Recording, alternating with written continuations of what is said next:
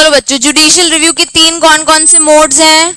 Constitutional, statute, ordinary और equitable. जब हम पढ़ रहे हैं कॉन्स्टिट्यूशनल, उसमें हमने क्या देखा? Judicial review. जुडिशियल रिव्यू में हमने क्या पढ़ा कि फंडामेंटल राइट्स को वायलेट करना नहीं है जब भी आप एडमिनिस्ट्रेटिव डिस्क्रिशनरी यूज कर रहे हो तब। और दो कौन से आर्टिकल्स? आर्टिकल 14 क्या बोलता है?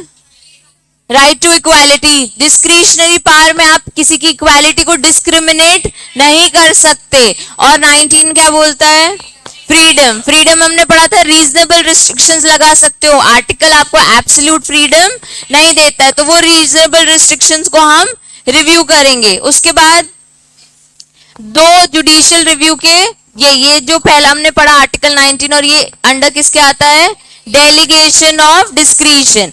अब एक है स्टेज ऑफ एक्सरसाइज। तो एक्सरसाइजिंग डेलीगेशन के अंदर बच्चों क्या है? अब्यूज ऑफ डिस्क्रिशन और नॉन एप्लीकेशन ऑफ माइंड।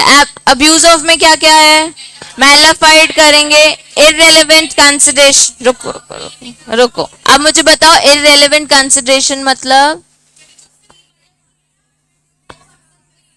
अच्छा, जो डिस्क्रिशनरी पावर दी हमने एडमिनिस्ट्रेटिव बॉडी को, वो कहीं ना कहीं कुछ रेलेवेंट बातों को कंसिडर करते हुए उन्हें ये रूल्स और लॉज बनाने, ठीक है।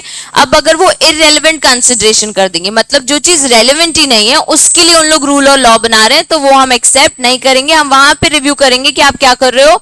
अब्यूज ऑफ डिस्क्रिशनरी पावर कर रहे हो। जो बात इंपॉर्टेंट नहीं है उसको लेके अगर आप कोई रूल और लॉ बना रहे हो, तो हम वहां पे रिव्यू करने बैठे और आपका जो रूल और लॉ है वो क्वैश कर देंगे, मतलब कैंसिल कर देंगे, ठीक है।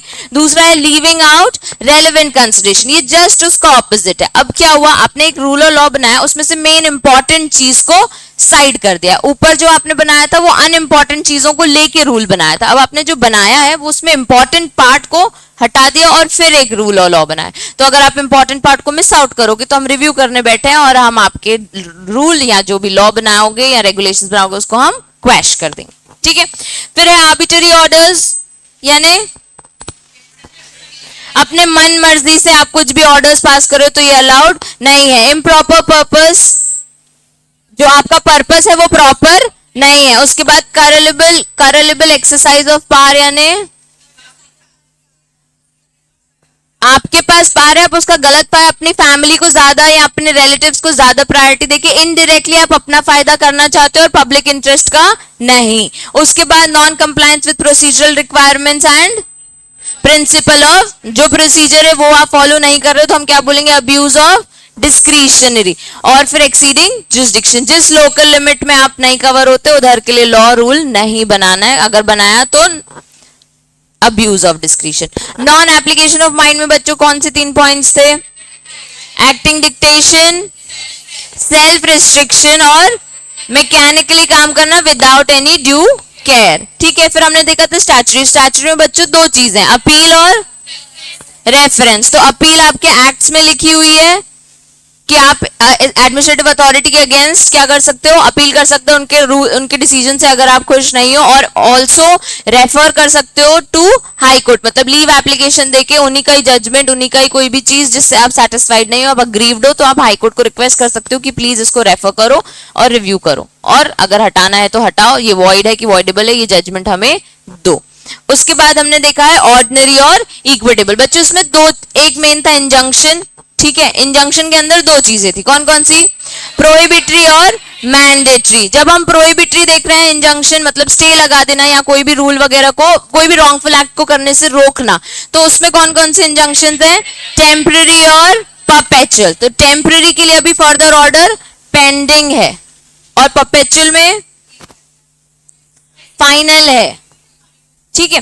परपेचुअल इंजंक्शन में फाइनल है, उसके आगे कोई फर्दर प्रोसीडिंग्स नहीं होनी है, और टेम्पररी में अभी फर्दर प्रोसीडिंग्स होनी है। एक इंटरिम ऑर्डर के नाम पे उन्होंने इंजंक्शन लगाया है।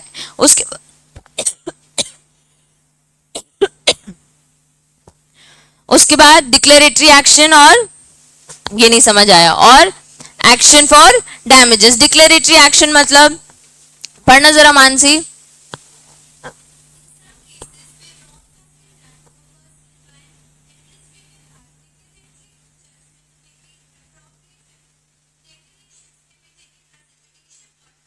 स्टॉप। देखो किसी ने रॉन्ग किया है तो क्या हुआ है, डेक्लेरेटरी जजमेंट आया है। डेक्लेरेटरी जजमेंट कौन दे रहा है, कोर्ट दे रहा है। मतलब आप क्या कर सकते हो, डायरेक्टली कोर्ट में जा सकते हो और बोल सकते हो कि इस वाली अथॉरिटी ने हमारे साथ कुछ गलत किया है व्हाइल मेकिंग रूल और लॉ। तो आप कहां चले गए, जजमेंट के पास, जज के पास। अब जज एक डिक्लेरेटरी मतलब समझते हो, डिक्लेयर करना, ठीक है। तो एक डिक्लेरेटरी एक्शन लेगा। डिक्लेरेटरी एक्शन मतलब कोर्ट डिक्लेयर कर देगा, सुप्रीम कोर्ट अपनी जगह पे बैठ के या हाई कोर्ट अपनी जगह पे बैठ के, कि ये जो और रूल और लॉ बनाया है ये हम एक्सेप्ट नहीं करते हैं। आपने जो रॉन्ग किया है उसको पहले करेक्ट करो, उसको पहले कॉम्पनसेशन दो। Being administrative authority also we have the right, हम उनके अगेंस्ट भी बात कर सकते हैं। आगे देखो, declaring rights of the parties without giving any further relief. इसमें राइट्स ऑफ द पार्टीज कौन, हम पब्लिक इंटरेस्ट, हमारे कुछ राइट्स है। मैंने इसमें एग्जांपल दिया था कि जैसे कि ये प्रॉपर्टी है, ठीक है, ये एक लैंड है, ठीक है, ये एक इंडिविजुअल की थी, ठीक है। अब ये एक इंडिविजुअल की है और सरकार क्योंकि उस जगह पे बैठी है कि वो सरकार कहलाती है, तो वो अपने क्या करेगी, एडमिनिस्ट्रेटिव ये डिस्क्रिशनरी पावर यूज करेगी और बोलेगी लैंड मेरी है, ठीक है। अब राइट किसका है इसमें बच्चे, इंडिविजुअल का, क्योंकि प्रॉपर्टी किसके नाम पे है, इसके नाम पे। तुमको पावर दे दी, इसका मतलब तुम ये तो नहीं कि तुम अब्यूज ऑफ पावर करोगे, ठीक है। अब्यूज ऑफ पावर करते टाइम जब हम देख रहे हैं ऑर्डिनरी और इक्विटेबल, ऑर्डिनरी और इक्विटेबल में हमने देखा था कि हर कोई इक्वल स्टेट पे आता है। अगर आपके साथ कोई रॉन्ग होता है तो इवन गवर्नमेंट को भी हम कोर्ट में खड़ा कर सकते हैं कि इस पर्सन ने हमारे साथ कोई रॉन्ग किया, मतलब इक्वल ट्रीटमेंट आपको मिलेगा when it comes to going against the government also, ठीक है। तो जो सरकार है उसने बोल दिया ये लैंड मेरी है, पर अब ये पर्सन के साथ तो रॉन्ग हो गया, इसकी अच्छी खासी लैंड, अच्छी खासी प्रॉपर्टी जो उसने अपनी मेहनत से कमाई होगी वो इसकी नहीं रही। तो इसने क्या किया, कोर्ट में जाके केस किया होगा या फिर जनरली बोला होगा कि मेरे साथ गलत हो रहा है। तो डिक्लेरेटरी एक्शन यहाँ पे लिया गया है बाय द इंडिविजुअल, जिसमें कोर्ट ने डिक्लेरेटरी एक ऑर्डर पास किया है कि ये लैंड सरकार की नहीं हो सकती, ये इंडिविजुअल का राइट है। तो इसमें इसके पार्टीज को हमने बोल दिया, और इसको हम कोई फर्दर रिलीफ नहीं दे रहे हैं, लेकिन इसके राइट्स को अफेक्ट नहीं होने देंगे, ठीक है।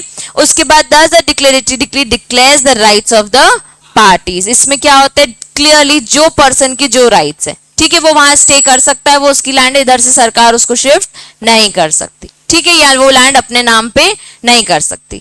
फिर एक्शन फॉर डैमेजेस, मतलब आपके साथ कोई भी डैमेज हुआ है, थ्रू दीज एडमिनिस्ट्रेटिव ऑफिसर्स आप इसके अगेंस्ट सूट फाइल कर सकते हो, ठीक है। अब हमारा नया टॉपिक है प्रिंसिपल ऑफ नेचुरल जस्टिस। बच्चों क्या होता है प्रिंसिपल ऑफ नेचुरल जस्टिस, बहुत बार सुना है कि कोर्ट हमेशा इसको ध्यान में रखते हुए ऑर्डर पास करे, इसको ध्यान में रखते हुए जस्टिस दे। हमेशा ये पढ़ा है कि अगर वो principal of natural justice follow नहीं करेंगे तो हम बोल देंगे वो वॉइड ऑर्डर है, वो अनएक्सेप्टेबल है, ये चीज को गलत किया गया। हम इसके अगेंस्ट अपील भी कर सकते हैं कि जज साहब इन्होंने हमारे लिए principal of natural justice follow नहीं किया है। तो what is principal of natural justice, fundamental rights को नहीं फॉलो किया, और वो फंडामेंटल राइट्स में आ गए ना कॉमन लॉज, यानी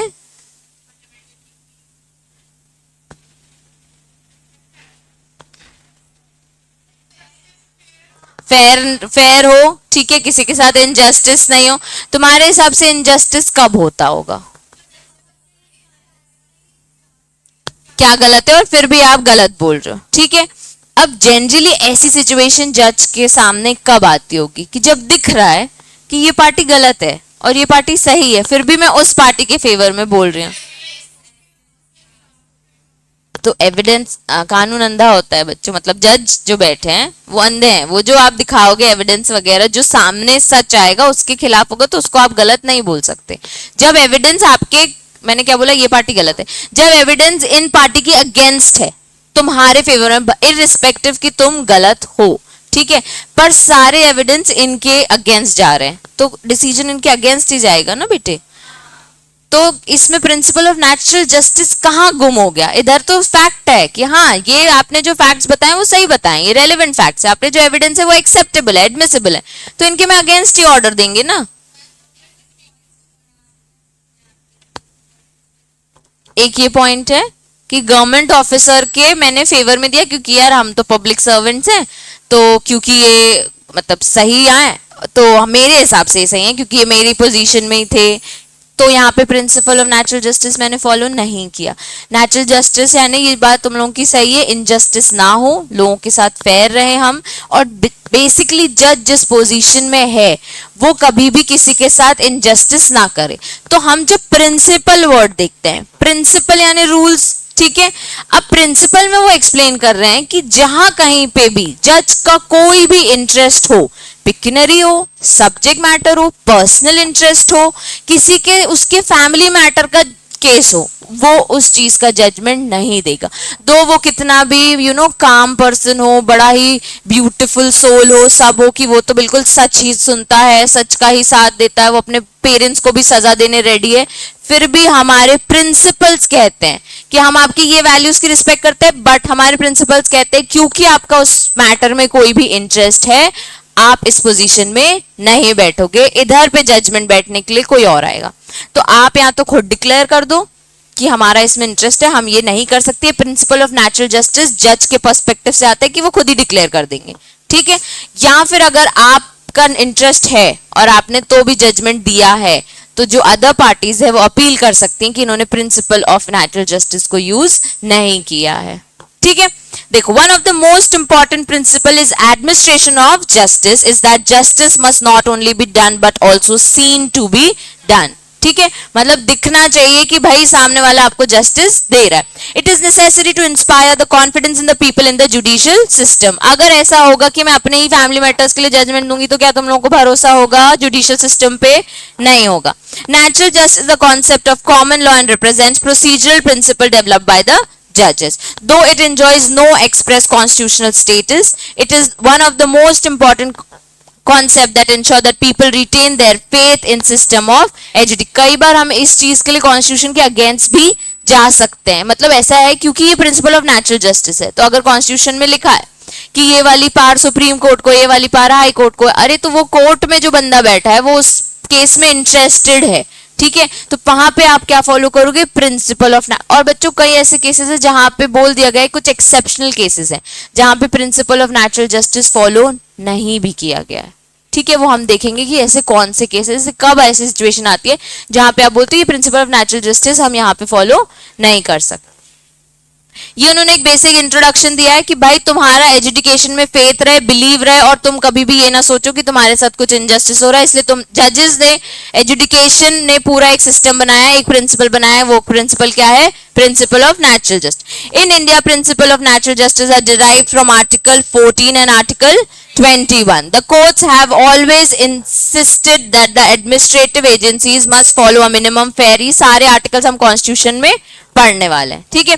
minimum fair procedure, principal of natural justice, ठीक है। The concept of natural justice has undergone a ट्रेमेंडस change over a period of time. In past it was thought that it included two rules against bias और rule against fair. हमारे लिए यहां से important है the concept, mark करो यहां से।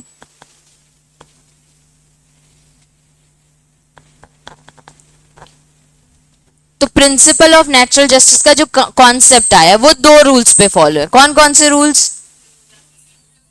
Rules against buyers और rules fair hearing. In course the time many sub rules were added and explained as under. सबसे पहला कौन सा है? रूल अगेंस्ट बायस, मतलब समझते हो? पार्शियलिटी, ठीक है। बायस यानी पार्शियलिटी, किसी एक के फेवर में ही बातें करना, ठीक है। अब स्नेहा यहां से पढ़ना अकॉर्डिंग टू दिस रूल। ये वाले, हाँ तुझे ही बोल रही थी।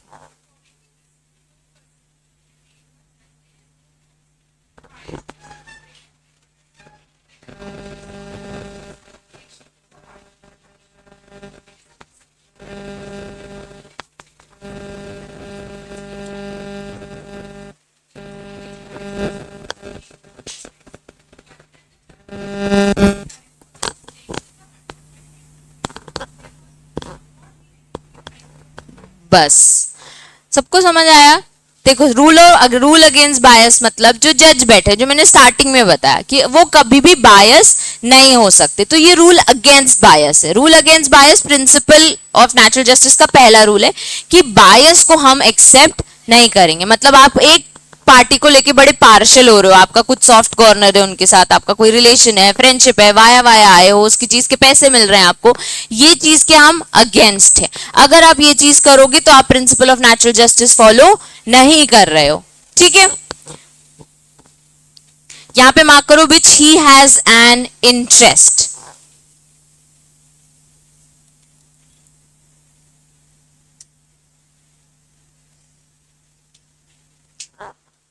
इसके अंदर 3 टाइप्स है बच्चों। ठीक है, रूल अगेंस्ट बायस के अंदर 3 टाइप्स है। पहला पिक्यूनरी बायस, दूसरा पर्सनल बायस और तीसरा सब्जेक्ट मैटर बायस। समझे?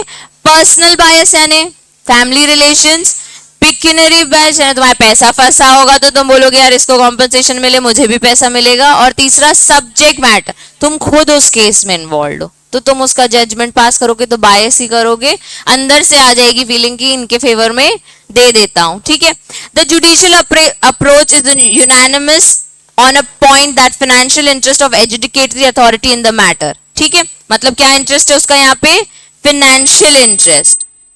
यार क्यों इतना कच्चर कच्चर?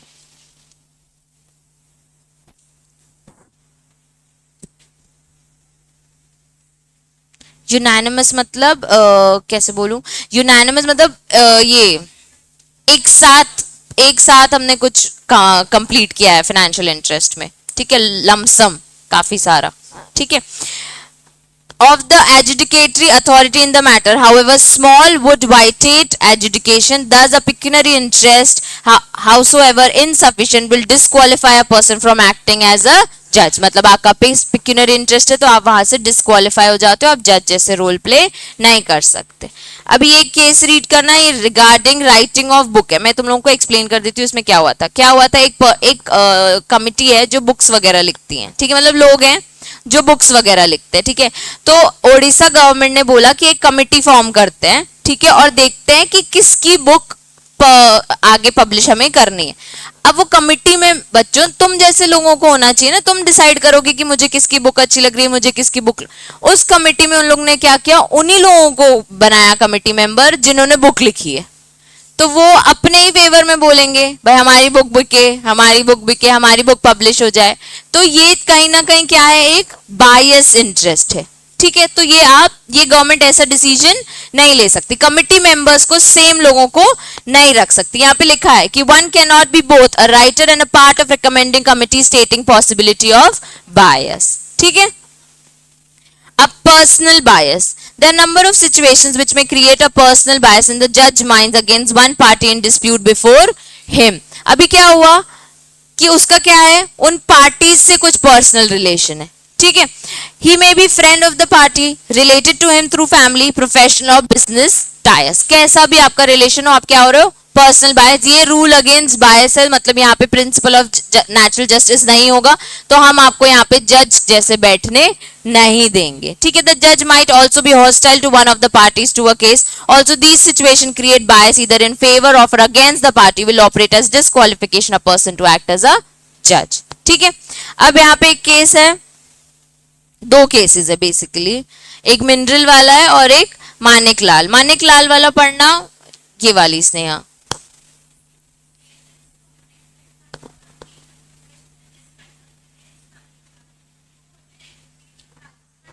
एक सेकेंड, अभी क्या हुआ, प्रोफेशनल मिसकंडक्ट समझते हो?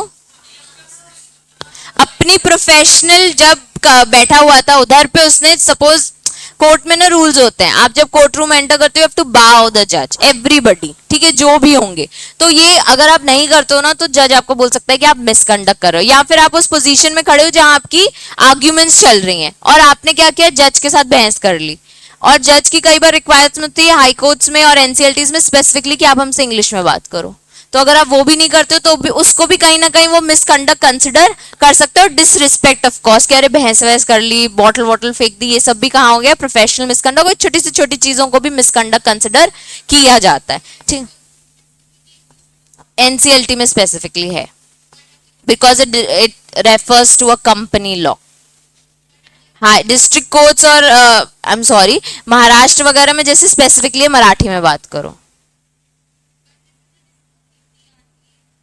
तो आप एनसीएलटी में मत अपीयर हो, फिर ऐसा है। सिंपल। एक्चुअली लोग इंग्लिश सीखते हैं, देखो this is a respect to the जज, वो जज हैं। जैसे मेरे जो सीनियर थे उनको इतनी फ्लुएंसी नहीं थी, तो एक बार उनको टोक दिया गया था बाय द जज, ठीक है, I was at the hearing only, और उनकी इतनी फ्लुएंसी नहीं थी, तो ही हैड मेक श्योर कि जब भी वो जा रहे हैं, जो भी वो डिलीवर कर रहे हैं, वो उनके माइंड में हो। He used to learn things कि वो क्या डिलीवर करने जा रहे हैं। हियरिंग्स एक एक घंटा नहीं चलती बच्चों, it hardly takes 10-15 minutes maximum. ये मैं मैक्सिमम बोल रही हूँ, जज के पास इतने केसेस होते हैं कि 10-15 मिनट्स में वो रवाना करते हैं फटाफट फटाफट फटाफट, ठीक है। जो मेन तक पहुंचते हैं ना, जब फाइनली सब आ गया हो क्रिमिनल कोर्ट्स में और ये वो, तब टाइम लगता है। ये एनसीएलटीज वगैरह 15-15 मिनट्स के मैटर्स होते हैं, ठीक है, उनमें महीनों चलते हैं ये। तो अब वो 15 मिनट की इंग्लिश तो आप याद करके आ ही सकते हो यार, और नहीं आती है तो फिर, अब जैसे मैं महाराष्ट्र में नहीं अपियर हो सकती because I don't know Marathi. District court में महाराष्ट्र के, वहां पे मराठी में ही सारी हियरिंग्स होंगी, कुछ नहीं सीख पाएंगे हम, क्योंकि हम एमपी से हैं। और ये है, ये स्टेट क्या है तो स्टेट लैंग्वेज यूज होगी, आप एनसीएलटी में आए हो तो इंग्लिश यूज होगी।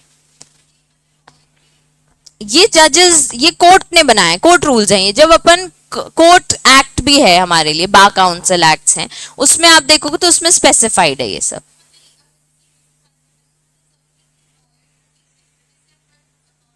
विटनेस वगैरह को हम नहीं बोलते हैं कि इंग्लिश में बात करो। जो जज हैं वो पढ़े लिखे लोग हो, आप किसी को रिप्रेजेंट कर रहे हो तो आपको इंग्लिश में बात करनी है।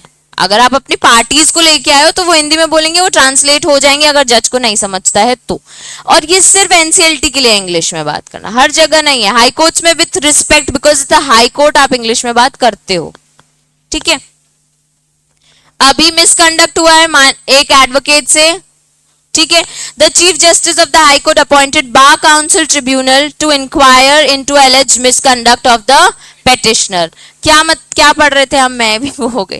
देखो, एक प्रोफेशनल मिसकंडक्ट हुआ है अगेंस्ट मानिक लाल, ठीक है, किससे, जो एडवोकेट ऑफ राजस्थान थे, ठीक है। The respondent had filed a complaint, ठीक है, रिस्पोंडेंट ने कंप्लेन फाइल की है प्रोफेशनल मिसकंडक्ट अगेंस्ट मानिकलाल, जो कि एक एडवोकेट है राजस्थान हाई कोर्ट के, the chief justice of the high court. अब वहां के जो जज हैं, चीफ जस्टिस है, उन्होंने क्या, bar council tribunal inquire into alleged misconduct of the petitioner. The tribunal consisted of the chairman who had earlier represented the respondent in case. अभी क्या हुआ कि जिधर पे केस गया था ना अर्लियर, उसने उसको रिप्रेजेंट भी किया है।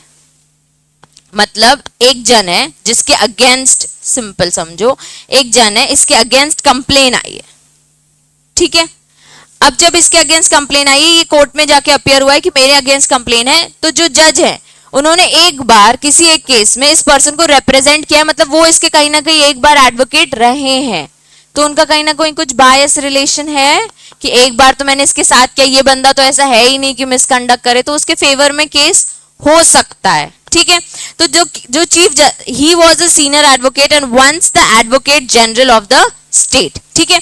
तो जो चीफ जस्टिस है उसके लिए बता रहे हैं। उसके बाद the supreme court held that the view even though chairman had no personal contact with the client and did not remember that he had appeared on his behalf in certain proceeding and there was no real likelihood of bias. उसको याद भी नहीं था कि इसके लिए वो appear हुआ है कई बार कोर्ट में, कोई पर्सनल उनकी बात भी नहीं हुई, कोई कम्युनिकेशन भी नहीं, still yet he was disqualified to conduct the inquiry on the ground that justice not only done but appear to be done to the litigation public. तो जस्टिस सिर्फ बोलने से नहीं, करके दिखा के भी करना पड़ेगा कि देखो हम यहाँ आपके साथ जस्टिस कर रहे हैं, हम इस पर्सन को बिठा ही नहीं रहे हैं क्योंकि उसके साथ एक बार उसका एक मैटर उसने अपीयर किया है, ठीक है। सबको समझ आया। ये पर्सनल बायस हमने ये देखा सबसे पहले बच्चों, पर्सनल बायस में कि उसका रिलेटिव हो, उसका फ्रेंड हो या फिर रिलेटेड हो। उसके बाद लिखा जज might also be hostile to one of the parties. Hostile मतलब कहीं ना कहीं उसके अगेंस्ट जा रहा हो, या फिर तो कैसा भी करके आपका इनडायरेक्टली या डायरेक्टली रिलेशन होगा तो हम आपको अलाउ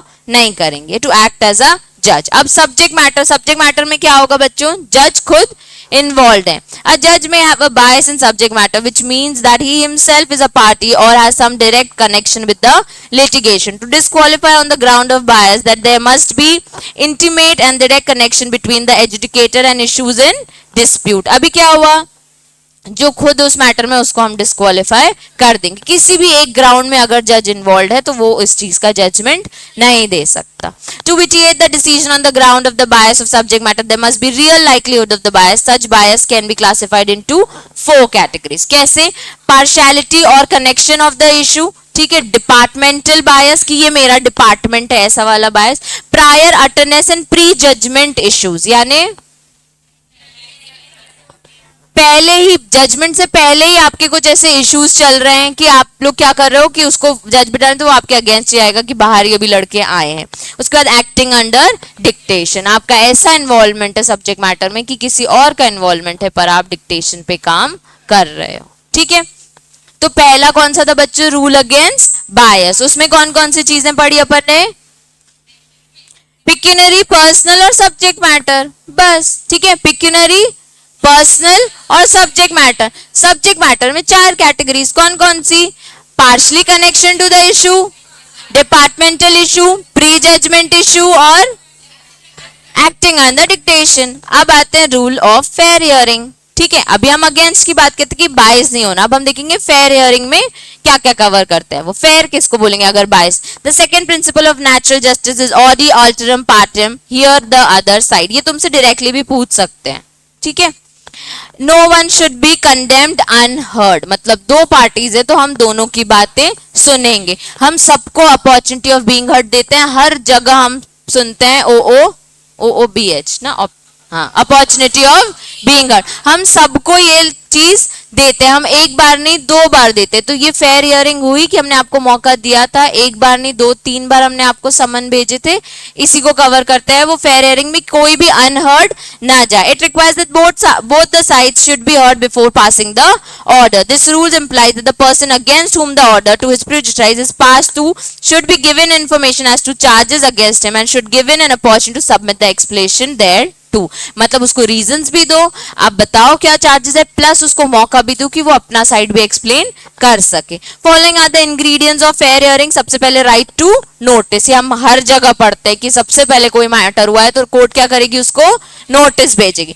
दूसरा देखो, right to present case and evidence, मतलब कि दूसरे पार्टी को भी हम बोल सकते हैं कि आप अपना केस प्रेजेंट करो और एविडेंस लेके। राइट टू रिबट अब एडवर्स एविडेंस, यानी जब जब आपके अगेंस्ट एविडेंस आया है आप उसके अगेंस्ट में भी कुछ रिबूट कर सकते हो, रिबर्ट कर सकते हो। बेसिकली अगर एक एविडेंस आया और आप इसे एक्सेप्ट नहीं करते लेकिन वो क्लियर दिख रहा है कि आपके अगेंस्ट है, बट इसमें भी आपको मौका दिया जाएगा कि आप इसका भी एक्सप्लेनेशन दो, इसके अगेंस्ट आपके पास है क्या कि आपने ऐसा क्यों किया था, तो हम ये भी मौका आपको जरूर देंगे। फिर क्रॉस एग्जामिनेशन बच्चों, बहुत बार कोर्ट में देखा है, जो एक विटनेस को खड़े होकर उसका जज साहब मैं इनसे सवाल करना चाहता हूं, बिल्कुल पीछे ही पड़ जाते हैं उसके witness. This is cross examination, मतलब कि अगर तुम 2 पार्टीज हो तो तुम्हारा लॉयर और तुम्हारा लॉयर एक दूसरे के बंदों से क्वेश्चंस करेगा, दिस इज क्रॉस एग्जामिनेशन, ठीक है। तो आपको कटघरे में खड़े करते हैं, मैं इनको बुलाना चाहता हूँ, तो वीकर को बुलाते हैं जनरली और उसके पीछे पड़ जाते हैं, वही क्रॉस एग्जाम, तो ये अलाउड है। फिर एक होता है लीगल रिप्रेजेंटेशन। लीगल रिप्रेजेंटेशन यानी ये आपका राइट है कि आप खुद तो केस लड़ सकते हो, इसको हम कहीं अफेक्ट नहीं कर रहे, पर हमने स्पेसिफिकली नेचुरल जस्टिस कि आप अपने लिए एक एडवोकेट अपॉइंट करो। ये बहुत ही इंपॉर्टेंट है कि आप एक टेक्निकल नॉलेजेबल एक्सपर्टीज बंदा अपॉइंट करो और फिर अपना मुद्दा रखो। ये हम आपको प्रिंसिपल ऑफ नेचुरल जस्टिस में फेयर हियरिंग में देते हैं कि ये फेयर हियरिंग है कि आप अपने लिए एक अच्छा एडवोकेट अपॉइंट कर सकते हो, ठीक है। और पॉइंट्स हैं क्या? हाँ, डिस्क्लोजर ऑफ एविडेंस यानी मतलब आपके अगेंस्ट कुछ एविडेंस आया है तो आपको पता होना चाहिए, आप बोल सकते हो कि हमको भी डिस्क्लोज करो भाई क्या सबमिट किया, तो जो भी है फेयर होना चाहिए। आपके अगेंस्ट जो एविडेंस आया मैं आपको बताऊंगी, आपके अगेंस्ट जो आया है वो आपको बताएंगे। फिर स्पीकिंग ऑर्डर, स्पीकिंग ऑर्डर्स यानी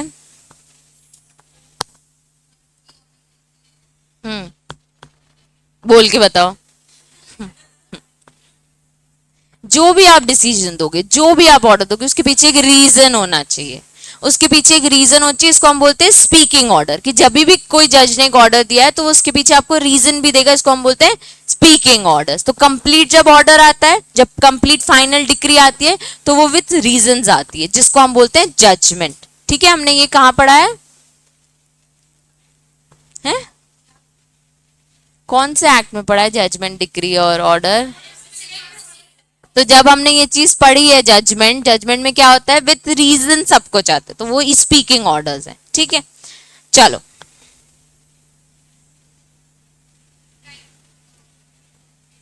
पढ़ रहे हैं ना, एक एक, आगे नहीं बढ़े अभी, पीछे आए हैं। चलो, right to notice, hearing starts when the notice by the authority concern to affected person, पहुंच गया है नोटिस, उसके बाद ही हम हियरिंग चालू करेंगे, इससे पहले एक का कान हम नहीं सुनेंगे। कॉन्सिक्वेंटली नोटिस में be taken at the starting point of hearing, जैसे ही हियरिंग चालू होने वाली थी उससे पहले हम सामने वाले को नोटिस भेज देते कि अगली हियरिंग में आपको प्रेजेंट होना है। Unless a person knows the case against him he can not defend himself, को पता ही नहीं उसका कोई केस चल रहा है तो वो डिफेंड करने कैसे आएगा, इसलिए बहुत अच्छा राइट है कि नोटिस मिलना चाहिए। Therefore, before the proceeding starts, the authority concerned is required to give to the affected person the notice of the case against him. Proceeding चालू करने से पहले वो नोटिस भेज देते हैं। The proceeding started without giving notice to affected person would violate the principle of natural justice, मतलब बिना नोटिस के अगर आपने मुद्दा सुनना चालू कर दिया तो वो क्या हो जाएगा, against the principle of natural justice, principle of natural justice को आप वायलेट कर रहे हो। Notice must give sufficient time to the concern person to the present case, ऐसा नहीं है कि आज नोटिस भेज रहे हो और कल हियरिंग, उसको एक टाइमलाइन दो तब वो भी अपना एक्सप्लेनेशन प्रिपेयर कर सके।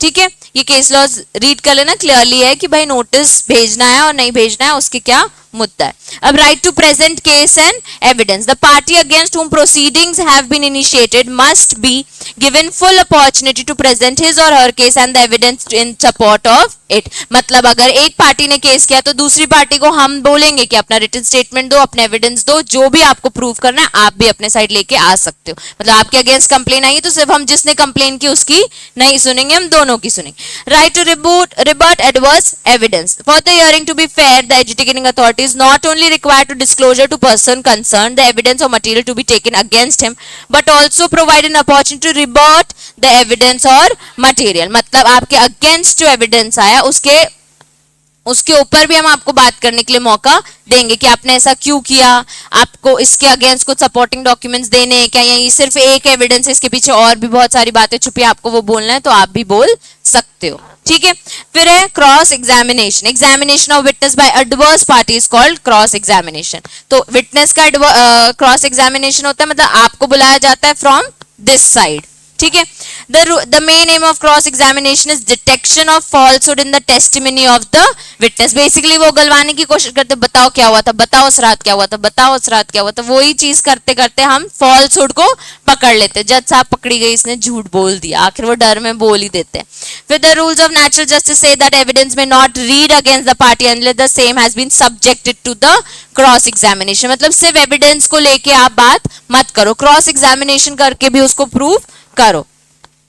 उसके बाद legal representation, ordinarily the representation through a lawyer in the administrative education is not considered very important, indispensable यानी वेरी इंपॉर्टेंट, ये बहुत जरूरी बात नहीं है हियरिंग की कि आपको एडवोकेट लाना, मतलब अपने लिए तो ये नॉर्मल बात है कि हाँ ये प्रोफेशन है, अपॉइंट कर लो, लेकिन प्रिंसिपल ऑफ नेचुरल जस्टिस में कुछ सर्टेन सिचुएशंस में पहले अलाउ नहीं किया जाता था, या लोग इस चीज पे मुद्दा उठा रहे, तो हमने प्रिंसिपल ऑफ नेचुरल जस्टिस में एक प्रिंसिपल डाल दिया कि आपका एक राइट है कि आप लीगल रिप्रेजेंटेटिव डाल सकते। However in certain situation denial of the right to legal amounts to violates of natural justice.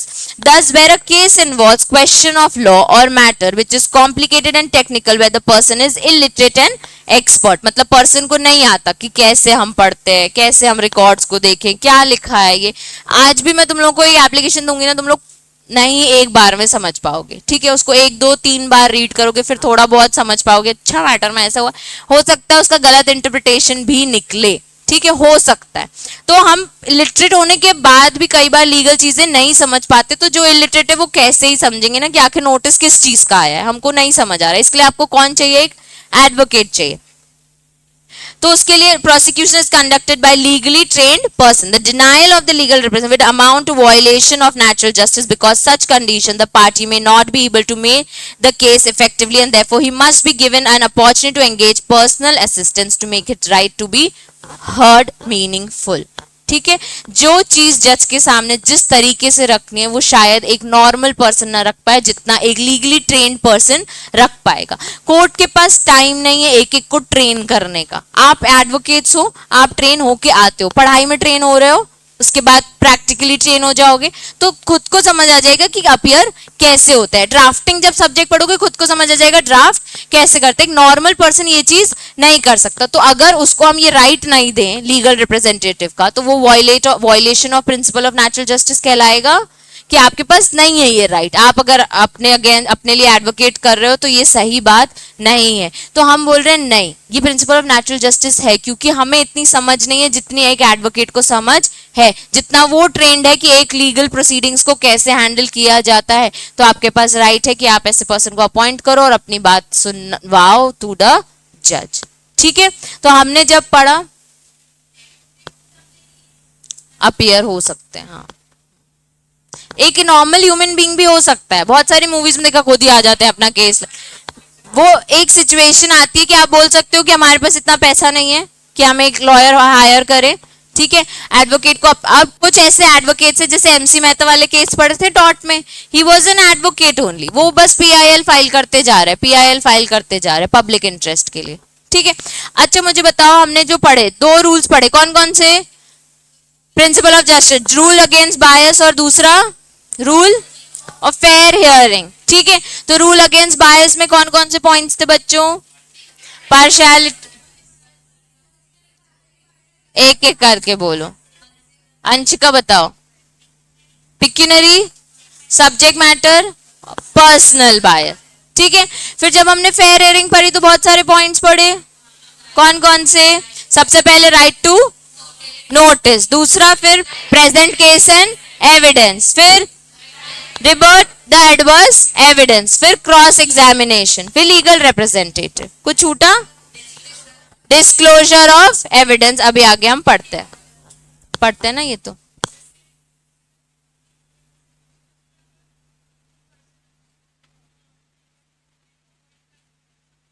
हाँ, कुछ एक्ट्स में स्पेसिफाइड है कि आपके लिए ये एडवोकेट, जैसे आईबीसी वगैरह में होता है बच्चे, आईबीसी में क्या होता है कि आपकी हियरिंग तो एक एडवोकेट ने कर दी, अब जब आपका एक्चुअल में लिक्विडेशन होना है, सीओसी होता है, क्रेडिटर्स की मीटिंग होती है, इन सब के लिए हम आपको एक आईपी अपॉइंट करते हैं, मतलब इंसॉल्वेंसी प्रोफेशनल। तो आप यहाँ तो खुद की एप्लीकेशन में लिख के आ जाओ कि मेरा इंसॉल्वेंसी प्रोफेशनल ये रहेगा, ये भी आपको अलाउड है। अगर आप नहीं कर सकते हो तो कोर्ट आपको अपॉइंट करके देता है कि आपके लिए ये प्रोफेशनल है, ये लिक्विडेटर है, ये लोग आपका आगे का काम करेंगे। ठीक है, disclosure of evidence, a party must be given full opportunity to explain every material in sought to be relieved upon against him unless all materials, reports, statement, documents, evidence on which the proceeding is based is disclosed to the party, he cannot defend himself properly। मतलब कि जो मैं तुम लोगों को बोलती, जैसे evidence आया है तो सबको पता होना चाहिए आपके अगेंस्ट क्या आया है, तो हम आपको एक्सप्लेनेशन का तभी टाइम देंगे जब मैं आपको बताऊंगी कि आपके अगेंस्ट ये रिपोर्ट आई, आपके अगेंस्ट ये स्टेटमेंट्स आए, आपके अगेंस्ट ये प्रूफ्स है मेरे पास, तभी आप एक्सप्लेन करोगे। तो डिस्क्लोजर ऑफ एविडेंस का एक राइट जो हम सबके पास है कि हमें बताओ पहले हमारे अगेंस्ट क्या है, तो हम एक्सप्लेनेशन देंगे ना। ठीक है, तो हमको फुल अपॉर्चुनिटी तब मिलेगी जब हमारे पास डिस्क्लोजर ऑफ एविडेंस होगा। स्पीकिंग ऑर्डर्स यानी रीजन डिसीजन, मतलब जो भी डिसीजन आया उसके पीछे एक रीजन होना चाहिए। May be taken to mean decision which contains reason in its support while the adjudicatory bodies give reasons in support of their decision, the decisions are treated as reasons, is also be called as speaking orders. तो जब भी आपका कोई decision है with reason, उसमें अगर आपने reasons भी इन्वॉल्व आपको करने हैं तो उसको हम क्या बोलते हैं बच्चों?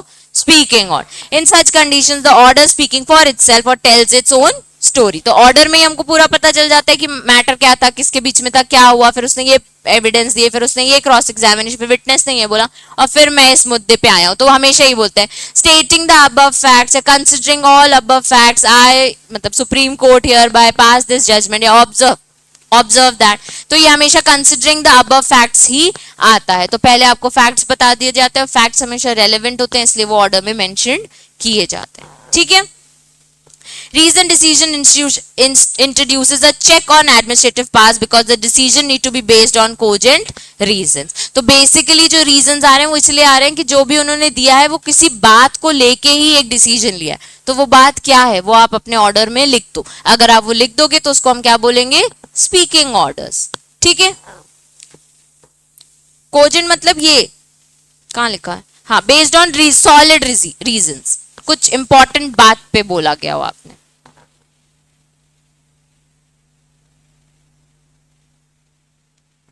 एक्सेप्शन टू नेचुरल जस्टिस, मतलब कई ऐसी सिचुएशंस है बच्चों जहां नेचुरल जस्टिस नहीं फॉलो होगा।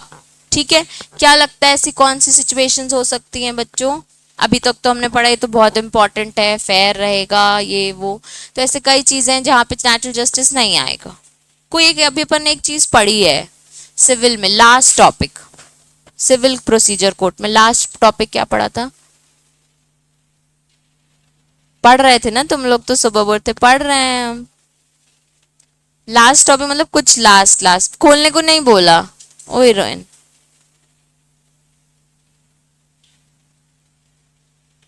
हाँ किसने बोला? क्या? Summary procedure. समरी प्रोसीजर में क्या था बच्चों?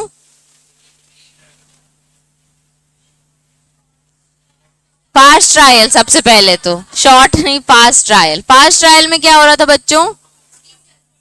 डिफेंडेंट को हम बोल लेंगे, हमने एक टॉपिक पढ़ा था summary procedure. Summary procedure is fast trial. Fast trial यानी कि अगर मैंने बोला है ये मैटर ऑफ मनी अगर है, तो मैंने एक सूट फाइल किया कि मेरे अगेंस्ट पैसे मेरे अगेंस्ट इसने पैसे लिए थे, अभी मेरे पैसे वापस नहीं करा, ये देखो मेरे पास बिल्स हैं, हमारी व्हाट्सएप चैट्स हैं, ईमेल्स हैं, अग्रीमेंट्स हैं, सब मेरे पास प्रूफ है, और मैंने समरी प्रोसीजर फाइल कर लिया।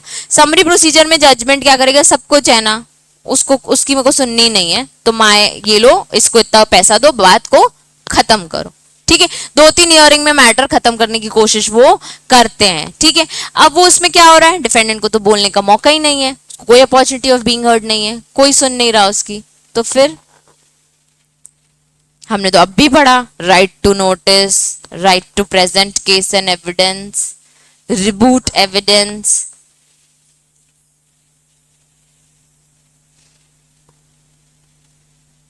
क्या वो लॉ में जो लिखा है वो एक्सेप्शन है बच्चों?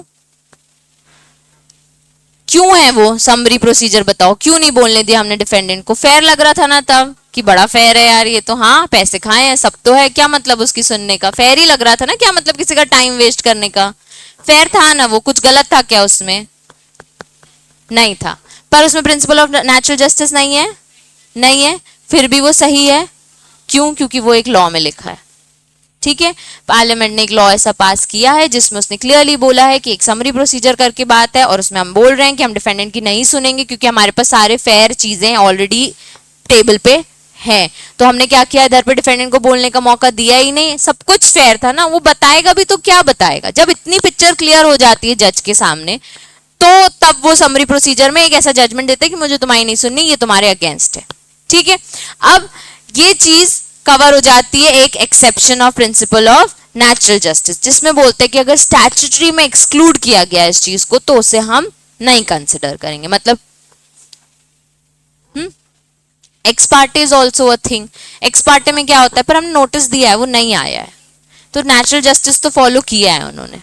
ठीक है, स्टैट्यूटरी एक्सक्लूजन, सबसे पहले कि स्टैट्यूट में मेंशन नहीं है या कोई एक्ट और लॉ इस चीज को एक्सक्लूड करता है, तो हम भी बोलेंगे ठीक है principle of natural justice follow नहीं करना। दूसरा, इमरजेंसी, इतनी अर्जेंसी है कि हमें यहाँ पे नेचुरल जस्टिस फॉलो करने का टाइम नहीं है। ठीक है, इतना गलत हो रहा है, ये हमने बता दिया है कि कभी कभी इतनी इमरजेंसी आ जाए कि आप नेचुरल जस्टिस को फॉलो नहीं कर पाओगे, तो हम उस चीज को एक्सेप्ट नहीं करेंगे और हम बाकी चीजों को ले लेंगे कि ठीक है हमने नेचुरल जस्टिस नहीं किया, इसको हमने एक्सेप्ट कर लिया। फिर इंटरिम डिस्क्रिमिनरी एक्शन, यानी बीच में कोई ऑर्डर्स ऐसे पास कर दिए जिसमें नेचुरल जस्टिस फॉलो नहीं किया तो चलेगा। तो इंटरिम ऑर्डर्स अगर आपके आ रहे हैं तो अब हम एक्सेप्ट कर लेंगे कि ठीक है उसमें प्रिंसिपल नेचुरल जस्टिस नहीं है तो चलेगा। फिर एकेडमिक इवैल्यूएशन, वर्ड को समझो क्या बोल रहा है, पढ़ाई, एकेडमिक का इवैल्यूएशन। ठीक है, अपन रीचेकिंग के लिए देते हैं क्या? हर पेपर हम रीचेकिंग और वेरिफिकेशन के लिए दे सकते हैं क्या? ये तुम लोग ने जो अभी CSEET है इसका रिजल्ट आ जाएगा जब भी, तो तुम लोग अप्लाई कर सकते हो क्या रीचेकिंग के लिए? है उसमें ऑप्शन।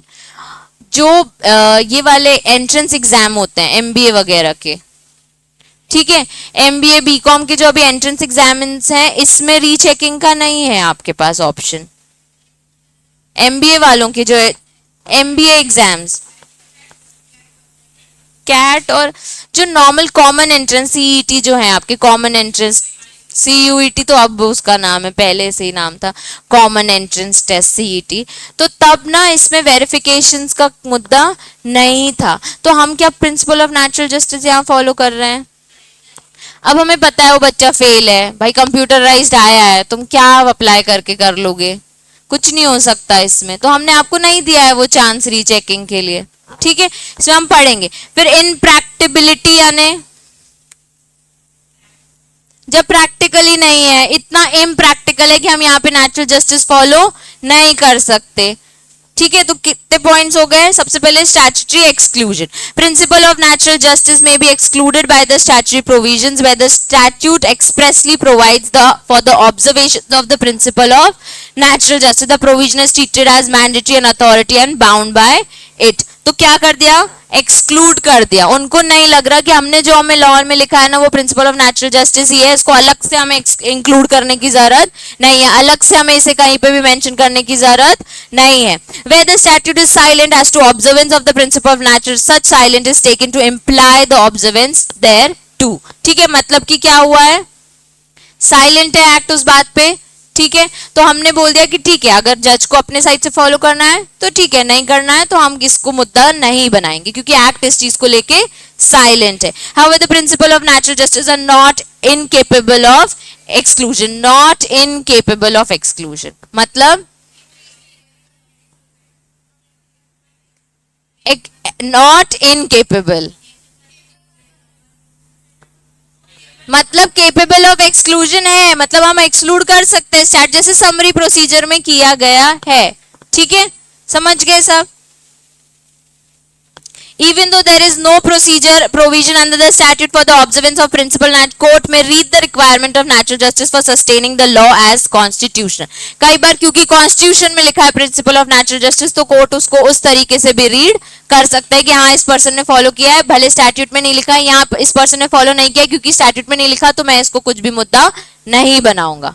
ठीक है, emergency, in exceptional cases of urgency and emergency with the prompt and preventive action is required, the principle of natural justice need not to be observed. इतने गलत काम हो गए कि कोर्ट ने सोचा कि अभी सपोज सारे जजेस बिजी हैं, ठीक है, कहीं ना कहीं अब आपको एक ऐसा मुद्दा देखना है जहां पे आप पहले कहीं अपीयर हो चुके हो उस पार्टी के अगेंस्ट, तो आपने वहां पे with due regard with due care आपने ये जजमेंट पास कर दिया कि भाई ये, और वो फेयर जजमेंट पास किया, पर वो इतनी इमरजेंसी थी कि इसलिए आपको वो करना पड़ा। ठीक है, तो हम तब कंसिडर करेंगे ठीक है प्रिंसिपल ऑफ नेचुरल जस्टिस को साइड में रखो और आप ये चीज को फॉलो करो जो आपने पास किया है।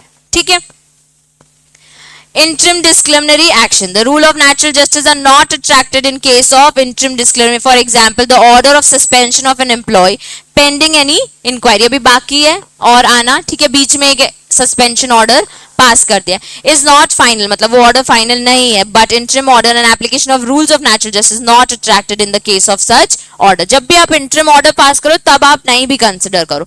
अब जब हम इंटरिम ऑर्डर्स, वो इंटेलेक्चुअरी ऑर्डर्स, टेम्पररी इंजंक्शन ये देख रहे थे, भैया किसी की वॉल टूट रही है, पहले हम तुम्हारी सुनेंगे नहीं, पहले हम इंजंक्शन पास करेंगे कि अभी रुक जाओ फिर आके मुद्दा करो, तो इसमें principal of natural justice follow नहीं भी हो रहा है तो कोई बात नहीं। जो हमने एक्सेप्शन थे वो कहीं ना कहीं फेयर है, इसलिए एक्सेप्ट नहीं किया कि भैया अपना भूल भाल के जजेस कुछ भी केस को हैंडल करें, कहीं पे कंसिडर किया जा सकता है कि हाँ नेचुरल जस्टिस नहीं भी चलेगा, तो वहां पे हम बोल रहे हैं कि ये एक्सेप्शनल केसेस भी है। अब academic, where a student is removed from an educational institution on the ground of unsatisfactory academic performance, the requirement of pre decisional hearing is excluded. भैया तुम्हारी परफॉर्मेंस अच्छी नहीं है, तो हमारे एजुकेशन के लिए डिजर्व नहीं करते हो हमारे इंस्टीट्यूशन के लिए, तो हमने तुमको निकाल दिया। ठीक है, the supreme court has made it clear if that the competent academic authority access the work of a student over a period of time and therefore declare that his work unsatisfactory, the rule of natural justice may be excluded। तुम लोग class में पढ़ रहे हो, ठीक है, suppose एक non existing यहाँ पे कोई ऐसा स्टूडेंट का नाम ले रही, सपोज वहां मिस्टर बी बैठे हैं, मिस्टर बी पढ़ नहीं रहा है, दिख भी नहीं रहा है, देखो, ठीक है, अब मिस्टर बी नहीं पढ़ रहे, अब मैंने उनको अच्छे से गाइड किया कि भैया 3 महीने हो गए, 2 मंथ्स हो गए, आपकी परफॉर्मेंस बहुत वीक है, आप CS नहीं करो, या आप इस तरीके से करो, आप एक्स्ट्रा बैचेस लेके करो। अगर मैंने ऐसे किसी को कंसिडर कर दिया तो मेरा इंस्टीट्यूशन है, मैंने अगर ऐसा किसी को पास कर दिया है ऑर्डर, तो इसमें कोर्ट बोलेगा कि भाई तुम उसको मंथ इतने महीने से देख रहे हो, तुम उसकी परफॉर्मेंस देख रहे हो, तुम्हें एज ए स्टूडेंट वो इस बैच के लिए सही नहीं लग रहा, तुम्हें लग रहा है एक्स्ट्रा बैच में बैठना चाहिए, तो इसके लिए कोई भी नेचुरल जस्टिस वाली चीज यूज करने की जरूरत नहीं है। उसको बोलो एक्स्ट्रा आवर्स मेहनत करे और फिर करे, उसको निकालना है निकाल दो, फिर बोल दो कि रिफंड ले लो और जा सकते हो। लेकिन ये आपका पर्सनल डिसीजन है, इसमें नेचुरल जस्टिस फॉलो नहीं भी किया तो चलेगा। एक मेंटर कभी भी किसी को गलत गाइड नहीं करेगा, ऐसा सुप्रीम कोर्ट सोचता है। इम्प्रैक्टिबिलिटी practically possible नहीं है। When the authority deals with large number of persons, it is not practicable to give all of them the opportunity of being heard, and therefore in such condition the court does not insist on observance of rules of natural justice। भाई सबकी नहीं सुन सकता मैं, पूरा आपका जिला परिवार हम एक एक की नहीं सुनेंगे, तो हम यहाँ पे रूल ऑफ नेचुरल जस्टिस नहीं, जो आपके बड़े हैं आप उनको ले आओ, हम उनसे बात कर लेंगे। ठीक है, बस एक टॉपिक पढ़ के आना, बस ये, हाँ बाकी मैं कल पढ़ाऊंगी। ठीक है।